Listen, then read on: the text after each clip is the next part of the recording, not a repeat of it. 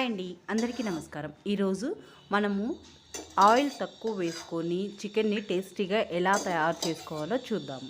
So నేనైతే చాలా తక్కువ వేస్తానండి ఏ వంటలో అయినా కూడా ఆయిల్. ముందుగా స్టవ్ వెలిగించుకున్నాను, తర్వాత ప్యాన్ పెట్టుకొని ప్యాన్ వేడయ్యాక ఇలా 3 స్పూన్స్ ఆయిల్ వేసి, మీరు చూస్తున్నారు కదా, చెక్క, మొగ్గ, లవంగ, అలాగే మెంతులు వేసేసి కొంచెం వేగాలి.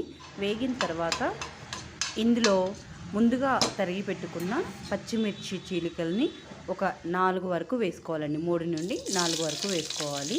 ఇవి చాలా పొడుగు పచ్చిమిరపకాయలు అనమాట, అందుకని మీకు ఎక్కువ క్వాంటిటీ అనేటివి కనిపిస్తున్నాయి. ఇవి కూడా కాస్త వేగిన తర్వాత మనము వీటిలో ఆనియన్స్ వేసుకోవాలి. ఆనియన్స్ని మనకి ఇష్టం వచ్చిన సైజులో మనం తరగొచ్చు అనమాట. లేదంటే కొంతమంది పేస్ట్ వేసుకుంటారు, అలా వేసుకున్నా కూడా బాగానే ఉంటుంది. నేనైతే చిన్న చిన్న ముక్కలుగానే వేస్తాను. ఎప్పుడు కూడా ఆనియన్ త్వరగా ఉడుకుతుంది అనమాట, అంటే త్వరగా వేగుతుంది. ఆనియన్స్ త్వరగా వేగాలి అని అంటే కాస్త కల్లుప్పు వేసుకోవాలి. నేను ఎక్కువ కర్రీస్లోకి కల్లుప్పునే ప్రిఫర్ చేస్తాను అనమాట. సన్న ఉప్పు ఓన్లీ మనం పెరుగు అలాంటి వాటిల్లోకి, మజ్జిగ ఇలాంటి వాటిల్లోకి ఎప్పుడన్నా కర్రీలోకి సరిపోకపోయినా కూడా సాల్ట్ వేస్తాను, కానీ మామూలుగా అయితే కల్లుప్పు వేస్తాను. కొంచెం పసుపు కూడా వేసుకుని ఇలా దూరగా వేయించుకోవాలన్నమాట. ఇక్కడ నేను కేజీ చికెన్ విత్ స్కిన్ తీసుకున్నాను అనమాట. ఇందులో నేను ఏమేమి కలిపాను అని అంటే ఉప్పు, కల్లుప్పు, పసుపు, కారం, అంతే అనమాట. ఈ మూడే కలిపేసి ఒక గంట వరకు దీన్ని ఇలా వదిలేసాను. ఇలా పెట్టడం వల్ల ఉప్పు, కారం అనేది చికెన్లోకి బాగా పడుతుందన్నమాట. సో అందుకని చెప్పేసి ఇలా పెట్టుకుంటాను. అండ్ ఇక్కడ ఆనియన్ ఇలా వేగిన తర్వాత మనం ఏదైతే టమాటా కట్ చేసి పెట్టుకుంటామో ఆ టమాటాని ఇందులో వేసుకోవాలి.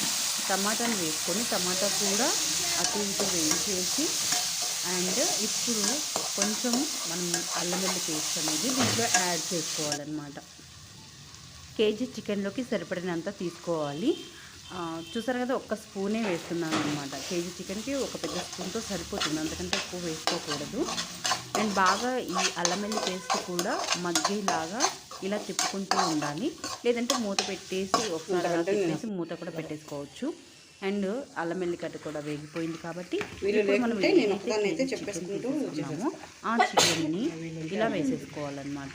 సో ఎప్పుడైనా కూడా మనం కర్రీస్ చేసేటప్పుడు కొద్దిగా పెద్ద పాత్రలు చేస్తే మనకి కర్రీ అనేది స్టవ్ మీద అటు ఇటు పడకుండా ఉంటుంది చెప్పేసి నేను పెద్ద సో ఇప్పుడు ఏదైతే చికెన్ని నేను విత్ గ్రేవీలో వేసేసానో, టమాటా గ్రేవీ ఉంటుంది కదా, ఆ గ్రేవీలో వేసేసాను. చికెన్ని ఇంకా మొత్తం ఒకసారి ఇలా తిప్పేసి మూత పెట్టేసి సిమ్లో కాకుండా హైలో కాకుండా మీడియం ఫ్లేమ్లో పెట్టుకుంటాను. మీడియం ఫ్లేమ్లో పెట్టుకున్న తర్వాత ఈ విధంగా అనేది అవుతుందన్నమాట ఒక 5 మినిట్స్కి.